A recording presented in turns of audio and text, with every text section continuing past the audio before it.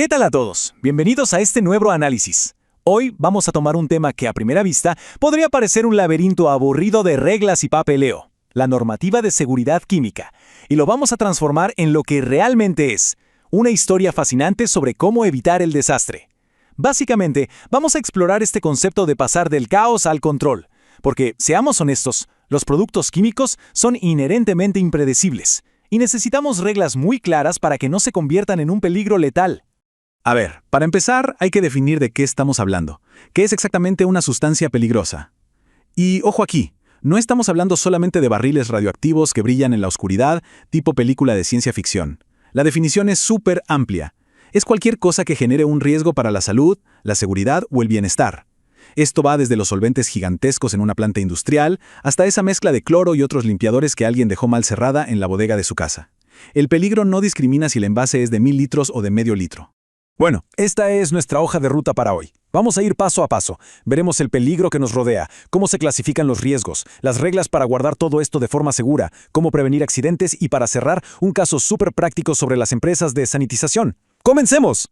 Punto número 1. El peligro entre nosotros. Identificando las amenazas cotidianas. Y es que el peligro está ahí, literalmente en todas partes, a menudo disfrazado de cosas súper comunes hasta que pasa un accidente. Imagínense esto. Están cocinando, el aceite está hirviendo y de repente echan un trozo de comida congelada. Esa escarcha, que es básicamente agua, toca el aceite caliente y ¡boom! Una mini explosión en la cocina. Esa reacción violenta e instantánea es el ejemplo perfecto de por qué hay que tenerle un respeto absoluto a cómo interactúan las sustancias. Y para evitar que esas explosiones pasen a gran escala en la industria, Chile tuvo que poner mano dura con el Decreto Supremo 43. Fíjense en la rapidez de esta línea de tiempo. Lo publicaron en el Diario Oficial a fines de mayo de 2016, y para septiembre ya era ley vigente. Rapidísimo, ¿no? Fue una forma de decir, se acabó el juego. Aquí están las reglas definitivas para almacenar y manipular materiales peligrosos, y nadie se salva de cumplirlas. Pasamos al punto número 2. Las 9 clases de riesgo. O como me gusta llamarlo, clasificando al enemigo. Porque si no sabes a qué te enfrentas, no tienes cómo defenderte. Aquí es donde entra la norma chilena 382, que toma todo este universo caótico y lo divide en 9 clases súper fáciles de digerir. Es fascinante ver los extremos en esta tabla. Tienes la clase 1, que son literalmente explosivos para minería.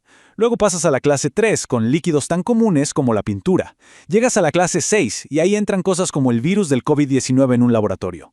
E incluso la clase 8, con la clásica soda cáustica. Es un zoológico de químicos, y cada clase te obliga a reaccionar de una manera completamente distinta. Y para hacer las cosas más visuales, tenemos el famoso rombo NFPA. Seguramente lo han visto pegado en camiones o bodegas. Es como el anillo del humor de los químicos. Te dice al instante qué tan enojada está la sustancia. Va del 0 al 4. 0 es inofensivo, 4 es corre por tu vida. El azul te dice si te hace daño a la salud. El rojo, qué tan fácil es que se prenda en fuego. El amarillo mide la inestabilidad. Y el cuadrito blanco de abajo es para advertencias especiales. Por ejemplo, si le echas agua, podría explotar. Sección 3 a nuestra agenda. Reglas de almacenamiento seguro. Ya sabemos qué son estas sustancias y cómo se llaman. Así que ahora la pregunta es, ¿cómo construimos un lugar seguro para guardarlas?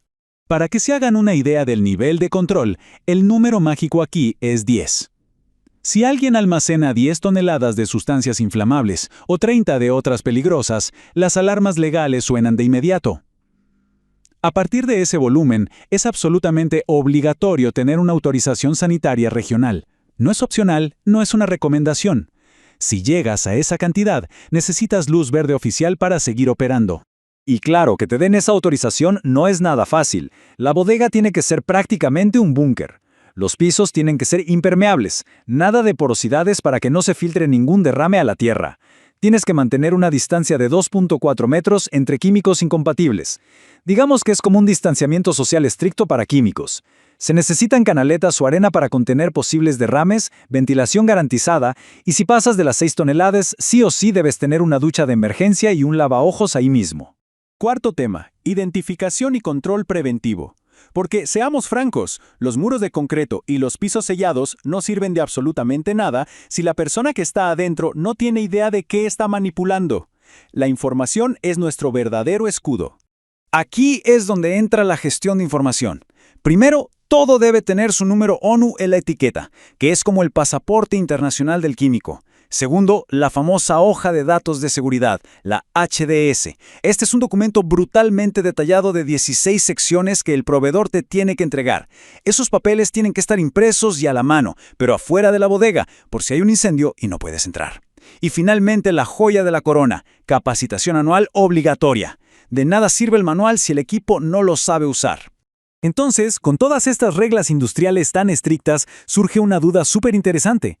Cuando golpeó la pandemia hace unos años, hubo una explosión masiva de empresas de limpieza que de la noche a la mañana se convirtieron en empresas de sanitización comercial contra el COVID.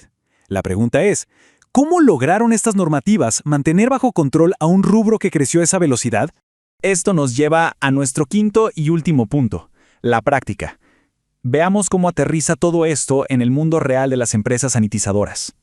Pasar de hacer limpieza general a ser un escuadrón autorizado de sanitización es un trámite pesado. Tienen que entregar planos exactos de dónde guardan las cosas, hacer listas detalladas de todo su equipo de protección, tener manuales por escrito de cómo diluyen los químicos y explicar qué diablos van a hacer con los residuos peligrosos. Además, no pueden usar cualquier producto. Cada botella de químico tiene que estar registrada y aprobada por el Instituto de Salud Pública. Nada de inventos caseros. Y me parece fascinante cómo la protección tiene que escalar según la herramienta que uses. Si vas a hacer una pulverización manual, una buena mascarilla N95, tus antiparras y un traje químico desechable te sirven. Pero si vas a usar un sistema nebulizador, de esos que crean una niebla densa en el ambiente, las reglas cambian por completo. Ahí la exigencia sube a máscaras de rostro completo, las full face, con filtros especiales para vapores orgánicos. El equipo de protección siempre tiene que estar al mismo nivel de la amenaza tecnológica. Y para cerrar este caso, hay que hablar de los límites que tienen estos químicos, el famoso amonio cuaternario, por ejemplo.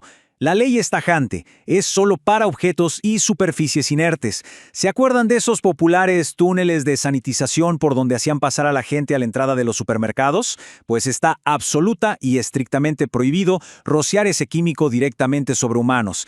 Era una locura que exponía a las personas a riesgos totalmente injustificados.